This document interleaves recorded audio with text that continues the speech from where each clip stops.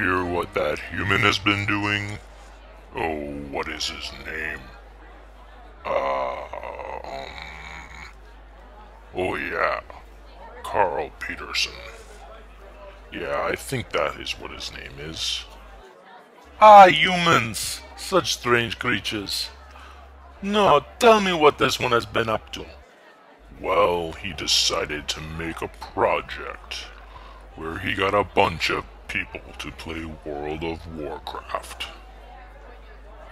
And then see whether they actually learn something from having done so. Crazy humans! What would they try to do next? Pretend to be us? Is the most simplistic way possible of describing my AR project. However, there is a little more to it than that. Let me start this story back in month 2 of the EMDT program. In the Multiple Learning Theories course, we studied Gardner's multiple intelligences and Jensen's brain-based learning theories. As I studied these learning theories, I came to realize that many of the struggles that I had faced in my education related in part to the learning environments and the educational system that I grew up in. For me, these traditionally structured learning environments were just not well suited to me as a learner. This got me thinking about alternative learning methods and environments, which in turn led me to thinking about learning through gaming.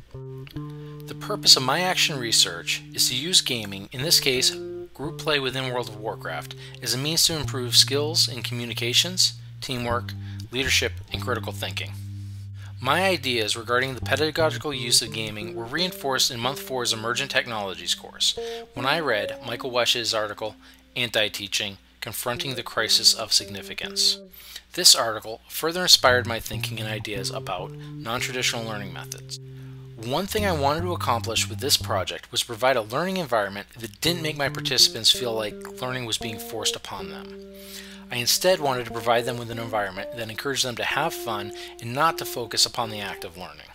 As month 5 rolled around and I was preparing and planning for my first cycle, the Education Design and Evaluation course hit my project like a bolt of lightning. This course introduced the ADDIE process, the first draft of my literature review, as well as a content proposal.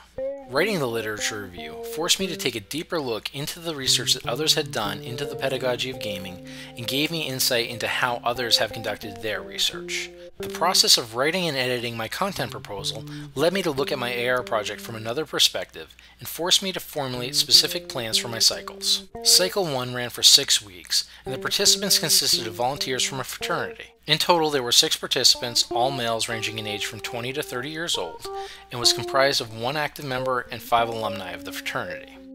4 of the participants had no prior experience playing WoW, and the remaining 2 each had between 1 and 2 years of experience. During the course of this cycle, one of the participants stopped playing after 2 weeks, and another started during week 3. Participants were told at the start of the cycle that they could play as their schedules allowed, as well as to level their characters at their own pace. Participants agreed to stop leveling their characters at level 60, as this is the level cap for players who only have the basic game.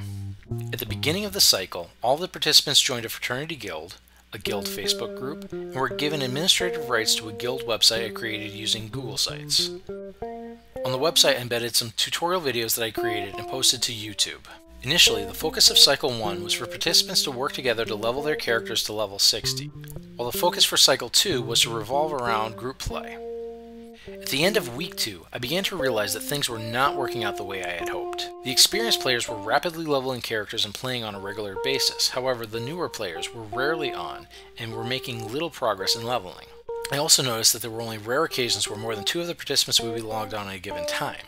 This led to repeated unsuccessful attempts to get participants to begin playing at scheduled times. In the end, Cycle 1 proved to be rather unsuccessful. However, there were a few bright spots. There were a few occasions where I was able to get some of the participants to group up and run 5-player dungeons. The results showed that even players with little playing experience are capable of participating in these dungeon runs and start to pick up some of the skills quickly. In the end, all of the participants of this cycle reported some improvement in communication skills, while 1 or 2 reported minor improvements in each of the other skill areas. All of the participants also reported that they could see the potential for greater success if a set group play schedule could be established. Following on the heels of this cycle, I rented a Ventrilo voice chat server for my Cycle 2, with the intention of adding voice communications. As I was about to start Cycle 2, my participant group from Cycle 1 fell apart. With this, I quickly established stricter guidelines for participation, so when I began recruiting, I told all potential participants that they would need to have characters at a certain level by the start date, and that they would need to play following a set schedule for the 4 weeks. I also told participants that we need to use Ventrilo for all of our sessions and visit Schoology on a regular basis.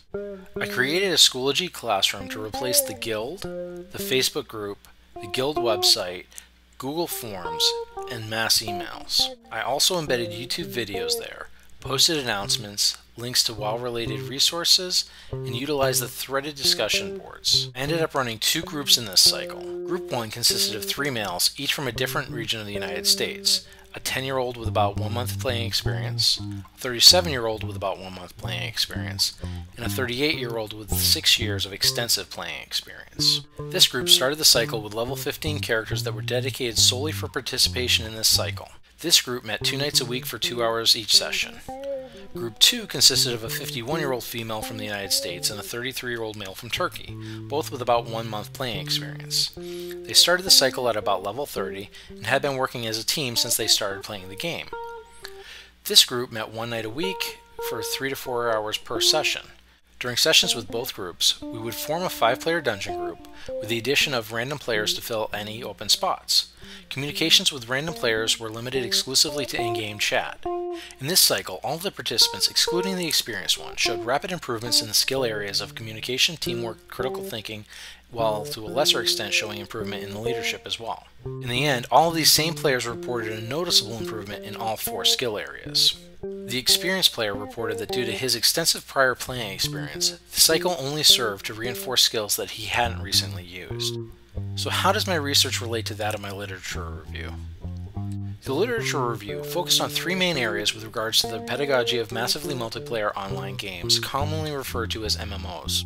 These are communications, collaboration, and skills development. While the literature review highlighted the importance of communications in MMOs, my research has shown that not just communications in general play an important role, but more specifically, voice communications play a critical role with regards to skills development in the areas in which my research was focused. With regards to collaboration, the literature review showed how collaboration plays a key role in these games and that they are regularly used for team training, yet it does not demonstrate how to successfully build teamwork using these games. I have found that the real key here is for players to feel a sense of commitment as well as to feel that they have a vested interest in the outcome of the collaboration.